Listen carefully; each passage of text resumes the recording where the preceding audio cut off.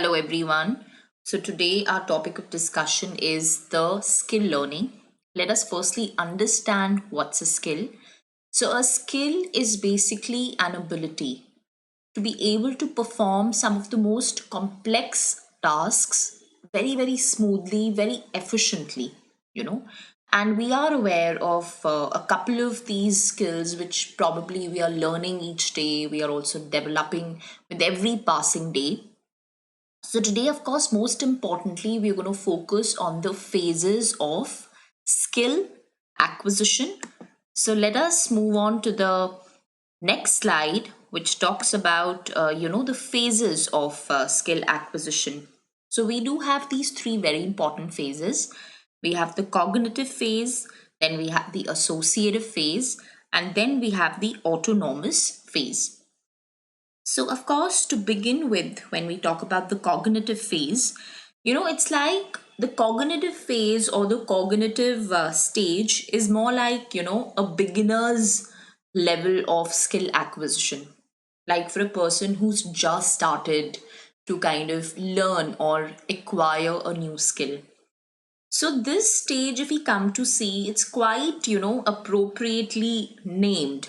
Why? Because, the entire focus in this particular stage is on the mental concentration, and it's entirely on the thought that's being processed, in, of course, understanding and, of course, processing the new information, before a new skill can be attempted. So, a lot of our thought, our mental concentration has to literally go into understanding the entire skill, what are the various processes behind, so let's just think of an example. Maybe it could be as simple as just maybe catching a ball. So even that needs to be very clearly explained, broken down, and literally demonstrated. If we just simply throw the ball at the individual and hope that they will actually understand it, that probably will not be a very effective strategy here, because this is the very first stage to acquire a new skill. It is the beginner's level of acquisition of a new skill. They will have to understand, they will have to memorize the instructions, they will have to understand how maybe the task needs to be performed. A lot of mental concentration, a lot of thought needs to go into it, literally. So yeah, it is focusing a lot on so to say, on your thought process, on your mental concentration here. So then, of course, coming to the next stage, which is the associative stage. Now that once an individual can actually execute a skill, to a very basic level, and has, been able to understand, the proper technique, and the instructions now can actually progress to the next level, which is the associative stage. Now, what is the main focus of this particular stage? It's mainly like how can we refine the skill, because if we go back to the previous stage, which is the cognitive stage, that was the beginner's level. Over there, it was more of understanding the process. It was more of trying to memorize the instructions. You were just trying to slip into the skill more so. But here, the main focus is literally where, now you want to refine the skill, and we can refine the skill, we can polish the skill only when there's going to be repetition, where there are going to be rehearsals. So, during this process, of course, errors, they will occur. Although, the errors, the way they were probably occurring in the first stage, here the errors will not be that significant, and maybe they will not be so frequent. Like you will not maybe be literally coming across too many errors back to back, but it's going to be less frequent, it's not going to be that significant here. And of course, when you're going to give it a greater like a good increased practice, errors will start becoming very, very less common.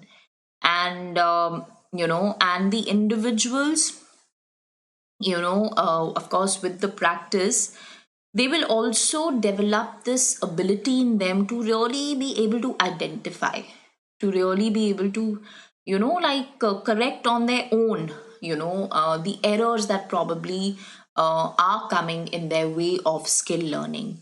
Because this stage essentially is all about refining it, it's all about polishing the skill through rehearsals, through practice, you know so that is what is happening in this stage, which is the associative stage, and then, of course, after this stage comes the very important stage, which is the autonomous.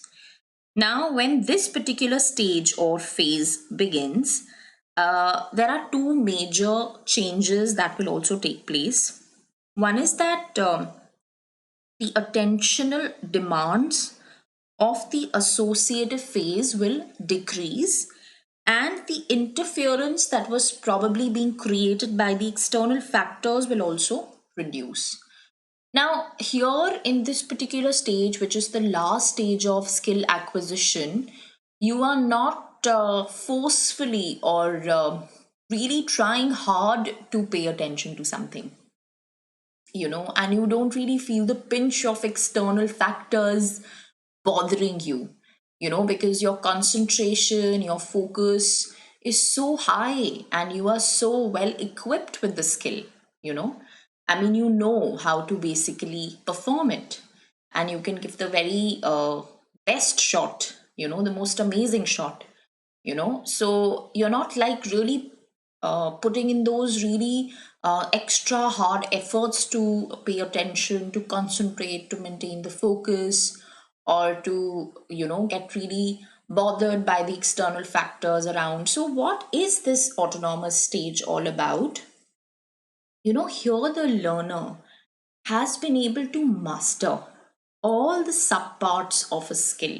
Literally, whatever the processes that were under that skill, whatever was needed to polish that skill in this particular stage, the learner has been able to master that, and now he's able to basically combine all those subparts, all those processes to be able to perform the entire sequence in a very automatic manner, you know, and with a great precision, very, very effortlessly, So they are going to perform, and they're going to have this most amazing kinesthetic awareness, which means that they are going to be aware of their own body parts, that what are they doing, you know, and literally at the same time they will also be able to identify and correct the errors very quickly, very independently,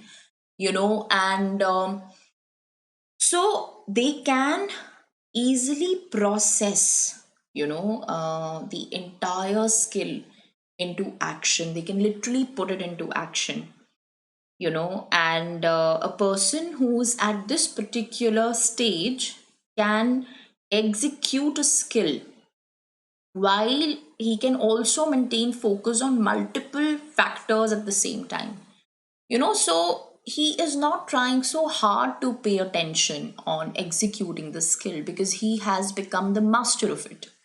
He can probably be a part of multiple other things at the same time. That's how skilled the person has now become, and he's become so aware of how literally his body parts are functioning, how are they working towards it, and he very much knows which particular error he needs to correct, and nobody's telling him to do that. He's doing it on his own, quite independently, you know so for instance, if we just take example of a rugby player, so a rugby player has to literally pass the ball in the entire gameplay, and so it's just not, that they just have to simply receive the ball, but they also need to be like aware of the location of, the opposite players, who are,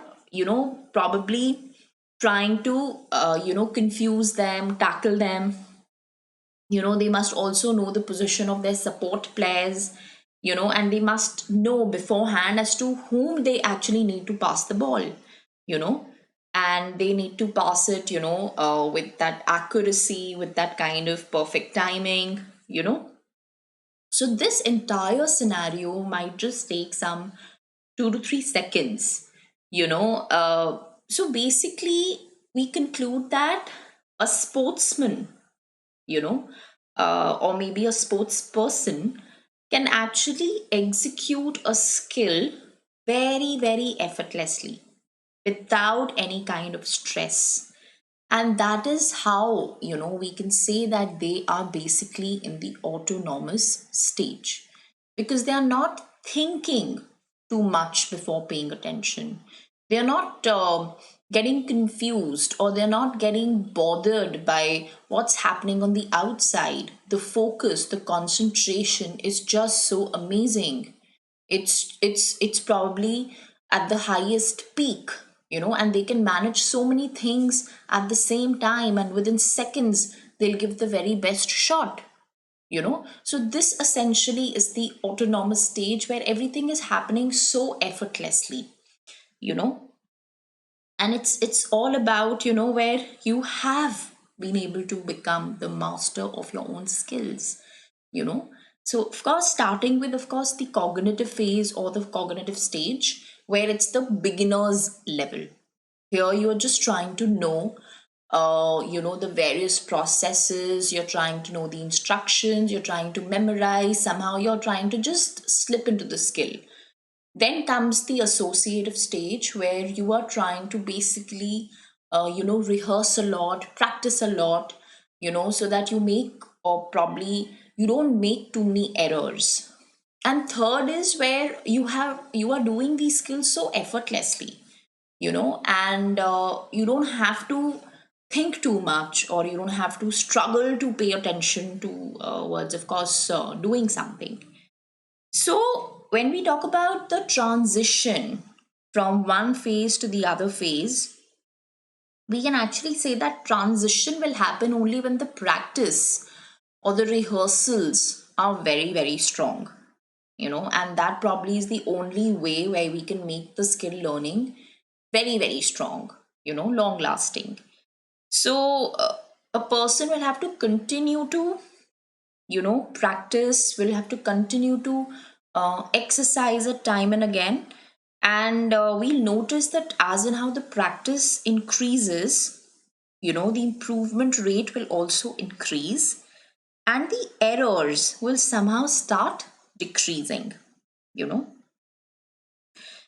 and we will actually see that errorless performance coming out. And it's rightly said that actually practice makes a man perfect. So with this we come to an end. Thank you so much.